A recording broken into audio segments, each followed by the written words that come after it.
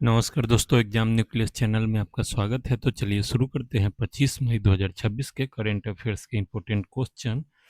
तो ये है क्वेश्चन नंबर 1।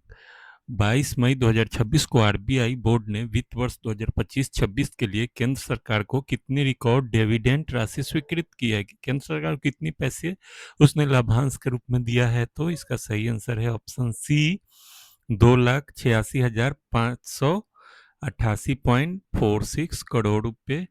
और इसका डिटेल यह है कि आरबीआई बोर्ड ने 22 मई 2026 को लेखा वर्ष 25-26 के लिए 2,86,588.46 करोड़ का रिकॉर्ड लाभांश केंद्र सरकार को स्वीकृत किया है।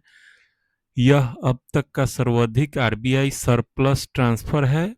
बैठक आरबीआई गवर्नर संजय मल्होत्रा की अध्यक्षता में मुंबई में हुई। तो ये था इसका डिटेल। दूसरे क्वेश्चन को देखते हैं। इंडिया के आईएईए के तहत रीजनल कोऑपरेटिव एग्रीमेंट की 2026 की अध्यक्षता किस बैठक में ग्रहण की? तो इंडिया ने नवी मुंबई की 48वां एनआरएम बैठक में इसकी अध्यक्षता ग्रहण की है। तो इसका ये डिटेल है कि इंडिया ने आईएईए के तहत रीजनल कोऑपरेटिव एग्रीमेंट की 2026 की अध्यक्षता नवी मुंबई में आयोजित 48वीं एनआरएम बैठक में ग्रहण की। Department of energy, atomic energy, RCA Asia प्रशांत में परमाणु विज्ञान के शांतिपूर्ण उपयोग को बढ़ावा दी है। तो ये डिपार्टमेंट ऑफ एटॉमिक एनर्जी इसकी मेजबानी करेगा। तीसरे क्वेश्चन को देखते हैं। 2026 में एक ही दिन विश्व के 100 सबसे गर्म शहरों में कितने इंडिया में थे? तो विश्व के जितने भी 100 गर्म शहर है उसमें से 97 इंडिया में थे। और यह बहुत चिंता की बात है कि 2026 में एक ही दिन विश्व के 100 में से 97 सबसे गर्म शहर भारत में थे। यूपी, राजस्थान और दिल्ली के शहर शीर्ष पर थे।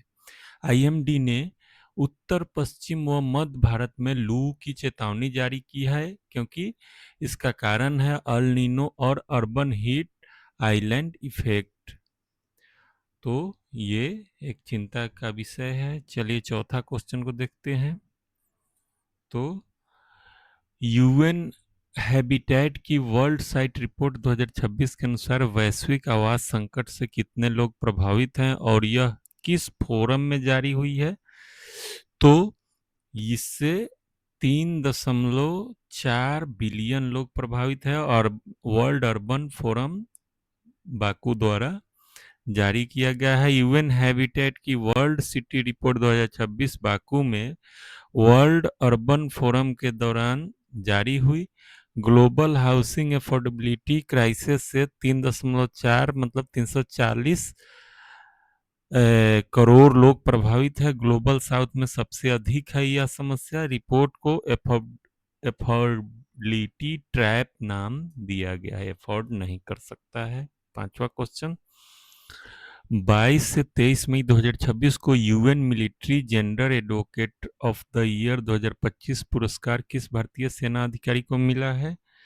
तो मेजर अभिलाषा बाड़ा को यह पुरस्कार दिया गया है। तो मेजर अभिलाषा बाड़ा को 22 से 23 मई 26 को United nation military gender advocate of the year award 2025 से सम्मानित किया गया। वे यूएन पीस कीपिंग मिशन में सेवारत है। यह पुरस्कार यूएन शांति मिशनों में जेंडर पर्सपेक्टिव को बढ़ावा देने वाले सैन्य अधिकारी को दिया जाता है। तो अभी भी इनको मेजर अभिलाषा बाराक को दिया गया है और अभी भी वो यूएन पीस कीपिंग मिशन में सेवारत है। चलिए छठा क्वेश्चन को देखते हैं।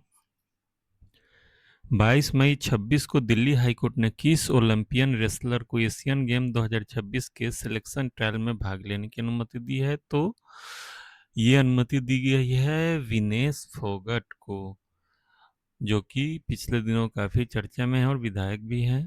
तो इसका डिटेल है कि दिल्ली हाईकोर्ट ने 22 मई 26 को विनेश फोगट को एशियन गेम्स 2026 के सिलेक्शन ट्रायल्स में भाग लेने की अनुमति दी है। वे पेरिस ओलंपिक 2024 के फाइनल में पहुंची थी, लेकिन एक्सेस वेट होने के कारण वहां से डिस्क्वालीफाई हुई और वे 50 किलो फ्री स्टाइल कैटेगरी में कम्पिटिट करती है। तो ये अनुमति दिल्ली हाईकोर्ट द्वारा दी गई है और वो अब उसमें भाग लेंगी।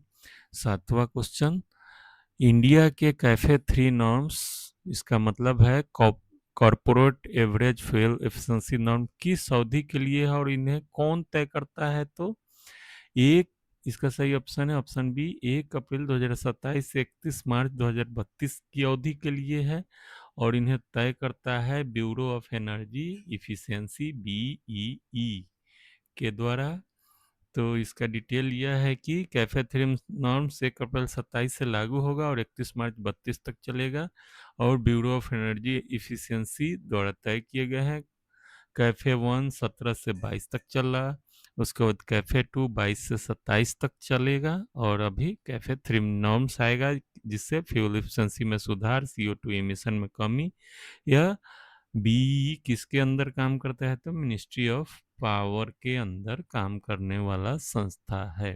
ये आखिरी क्वेश्चन, 23 मई 26 को राज्यसभा के किस कमेटी का चेयरमैन राघव चड्ढा को नियुक्त किया गया है? तो कमिटी ऑफ पिटीशंस का चेयरमैन नियुक्त किया गया है और ये अभी हाल ही में काफ़ी चर्चा में थे क्योंकि आम आदमी पार्टी से का छोड़ के और ये अभी भाजपा में शामिल हो गए हैं, तो इस कारण से इन्हें यह पद दिया गया है राज्यसभा संसद 23 मई को।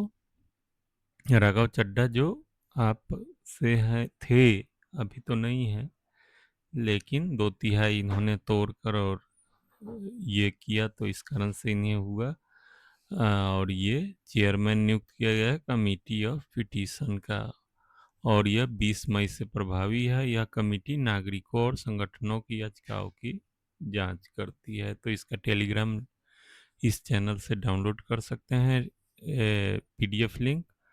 और आप लोग का वीडियो देखने के लिए धन्यवाद। आप लोग से अनुरोध है कि मेरे चैनल को सब्सक्राइब करें और वीडियो को लाइक और शेयर करें अपने दूसरे साथियों के साथ ताकि उन्हें भी यह जानकारी जानने का मौका मिले। Thanks for watching.